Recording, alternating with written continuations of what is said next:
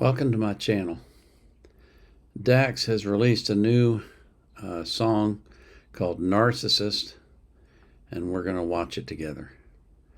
But before I do that, I have to thank you for coming to my channel. Thank you for watching my videos. Thank you for liking them, commenting on them, and sharing them. And thank you most of all for subscribing. I really do appreciate it.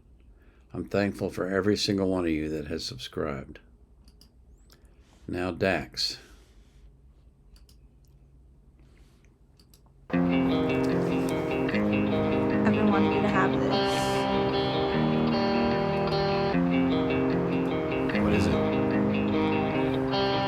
The key to my heart. The key to your heart opens up a place I'm not safe in. I got locked away in its vacance, waking up to all of your faces, trapped inside this cage. Narcissistic bouts of rage, accusations every day, arguments that you create to break the soul inside of me. Trapped inside your cage, it was a crazy place to be. The constant roller coasters made me sick, I couldn't see the beauty in your lies. It made the truth so ugly that the man inside the mirror wasn't recognizing me. A puppet master pulling strings and playing with my head, manipulating everything and twisting what I said, projecting all your malice, then attacking me and claiming my defense was starting all the arguments. And as time goes on and I embrace the situation I just faced, I forgive myself for letting faith you change distorted reality. The key to your heart opens up a place I'm not safe in. Okay.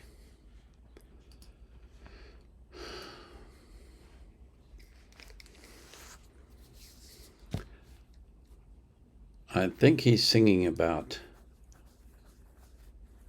a former girlfriend.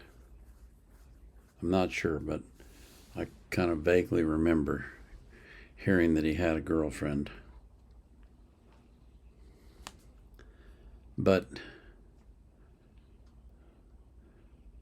the message that he's conveying is important.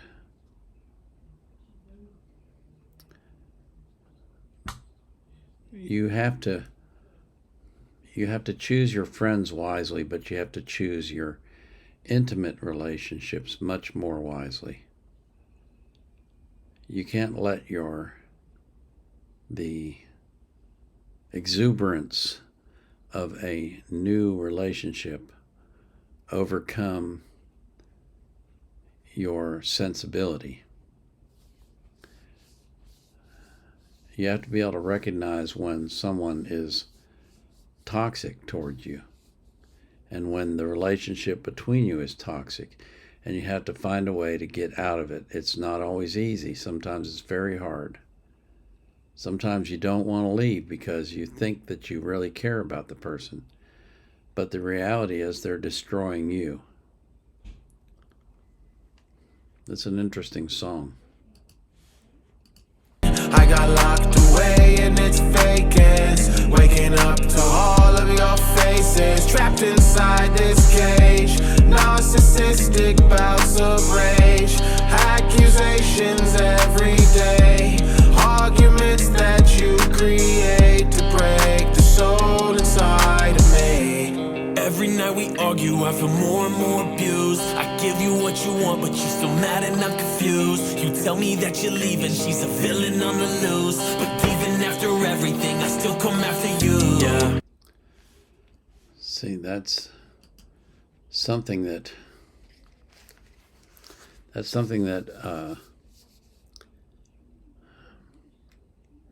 a person that doesn't really love you will do, is use threats like, I'm going to leave you if you don't straighten up, if you don't change.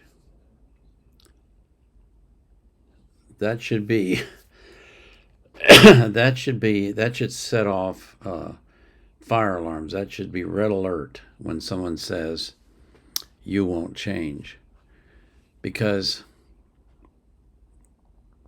change has to come from within. It can't come from without. if you're going to change you, it has to be you that does that. I'll give you an example. When I first got married, I used to come home from work. This was when I was in the Navy. And I would walk in the door and I would say, how long is it going to be before supper? And my wife, we were newlyweds, so we were still in that phase where you're just enamored with each other. My wife would get sullen and she wouldn't say anything for a while. And I thought about it and I prayed about it and I said, what am I doing wrong? What is it that I'm doing? And it took me a while, but I finally figured it out. Basically, when I said, how long is it going to be before supper? I was saying, you haven't got my dinner ready yet. What's wrong with you? And so when I got to thinking about it and I realized what I was doing, I thought, well, okay, so how can I change this? How can I change what I say so I still get the information I need without offending her? And what I came up with was, how much time do I have before supper? Now, that may seem like a little thing because I'm asking really the same question, but the difference between the two is the first one is an accusatory approach, and the second one is a thoughtful approach. What I'm saying is, I respect your time. I see that you're cooking, and I want to know, do I need to get ready right now, or do I have some time where I can do some other things before we sit down to eat? And it made all the difference in the world in her attitude towards me. She turned around and smiled and said, you've got about 20 minutes. So that change came from inside of me. I was the one who said, okay, I got to do something different here because I'm upsetting her. But when someone else is trying to change you, they're trying to change you into an image that they have of you. And that's not you. You can only be you. And so this creates a tension in the relationship where you're at odds all the time and you're constantly fighting and arguing because you're not doing what she wants you to do and she's not doing what you want her to do. When really what you should be doing is thinking about, what do I want to do? How do I want to show this person that I really care about them, that I love them, and that I'm thinking about them? It's the difference between a happy marriage and an unhappy marriage. It's the difference between a happy relationship and an unhappy relationship. And here I've gone and got all philosophical on you. You told me this was forever, it's me and you together, come to find out it never is. Cause those were lies, lies, lies. She's a snake in disguise, guys, guys. As bad as I would want you to, I know you'll never change. Crazy you and I were talking about our wedding day, and I'm glad that we ain't go through with it, but I'm feeling so bad for the next one you ruin with. The key to your heart opens up a place I'm not safe in. I got locked away in its vacance, waking up to all of your faces, trapped inside this cage. Narcissistic bouts of rage, accusations every day, arguments that you create to break the soul inside of me. I still sort of miss it, your toxic ambition, your evil intention, your wrong intuition. And isn't that the irony of it? That despite all of the toxicity, you still miss it and you still, in a way, want it. You want it back. It's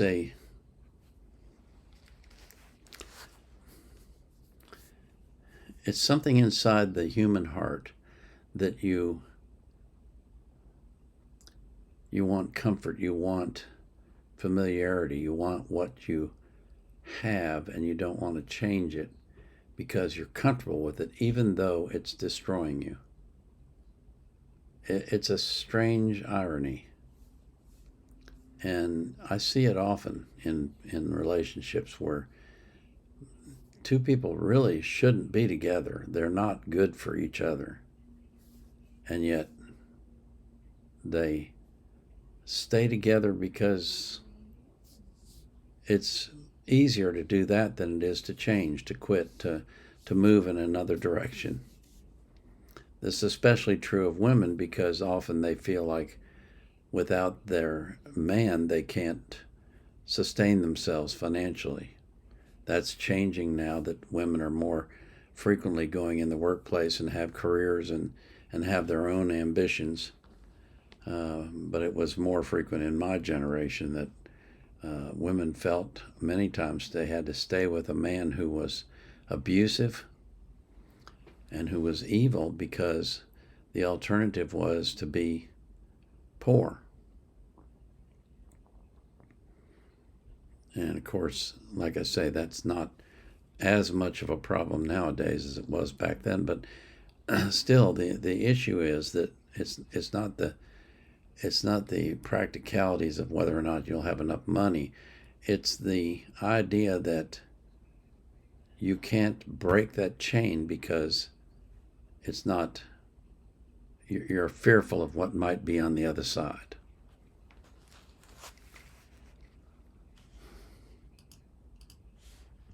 Wasn't complicit to our demise. I got locked away and didn't even do the crime. What do I do now? Where do I go? How do I tell the next girl I'm a broken soul?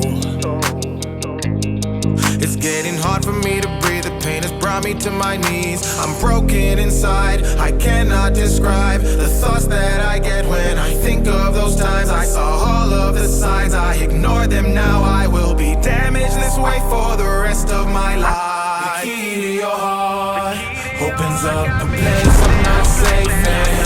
I got locked away and it's vacant. Waking up to all of your faces, trapped inside this cage. Narcissistic bouts of rage, accusations every day, arguments that you create to break the soul inside of me.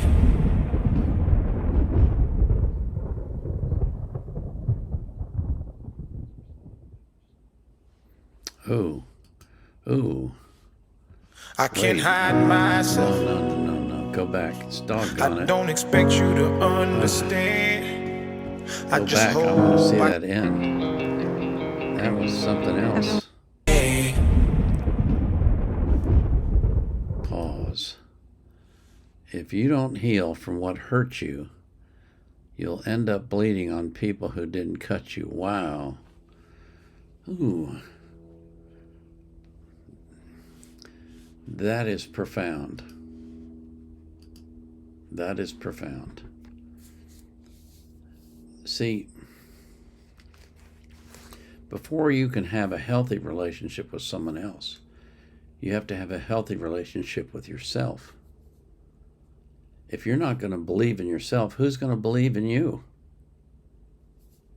So, step one is to get your own self together, to get yourself to the point where you are comfortable in your own skin, where you recognize your faults and your failures, but you're comfortable with who you are and you know who you are.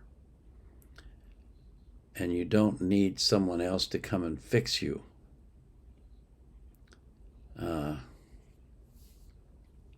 I guess I'll tell you this. I was married twice. I've been married twice. My second marriage, I'm on my 52nd year. But the first marriage, and I'm being completely honest with you, I married her because I thought I could fix her. And she wasn't fixable. And it was a very toxic relationship. And it ended in a bad way.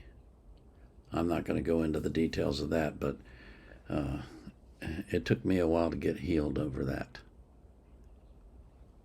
But the point is, if you're going into a relationship because you want to help someone, or you want to fix what's wrong with them, or you want to make them a better person, those are all bad reasons for getting in a relationship.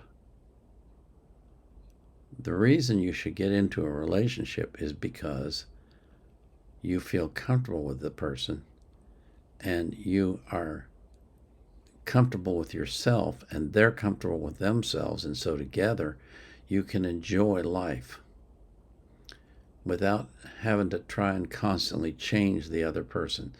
You can't, people can change. There's no question people can change. I've changed over the years. But you can't change someone else.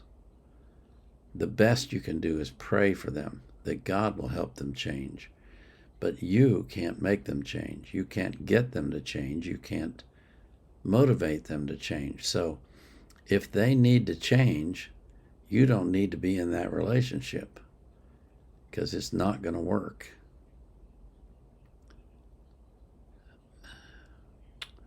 Gosh. Well, this one got me thinking.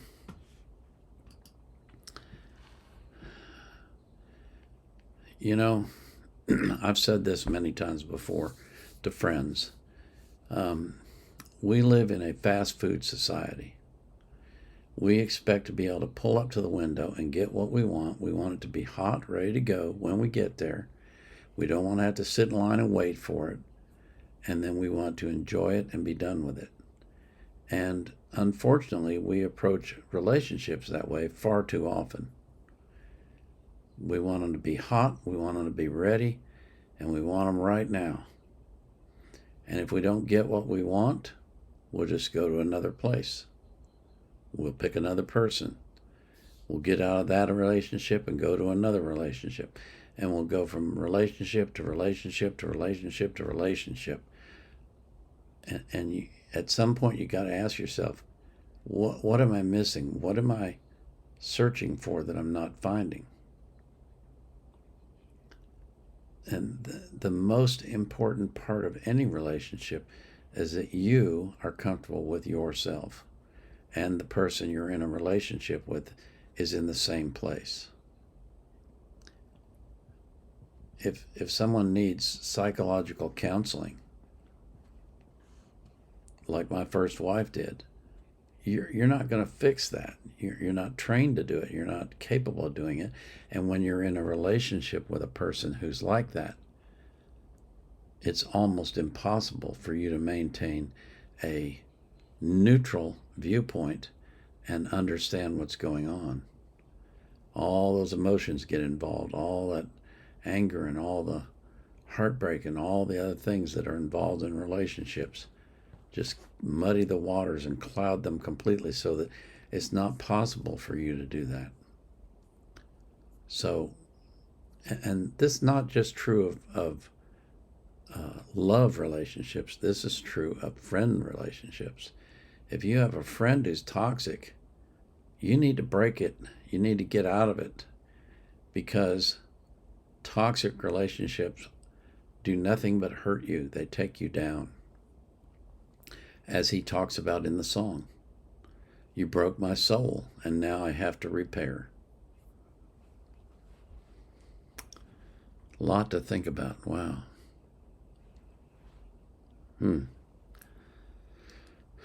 As usual, Dax comes up with a big one. I guess you young kids call it a banger. That cracks me up. Well, anyway, I pray for you. I pray that you'll be abundant, that you'll have a long life, and that you'll be healthy throughout your life.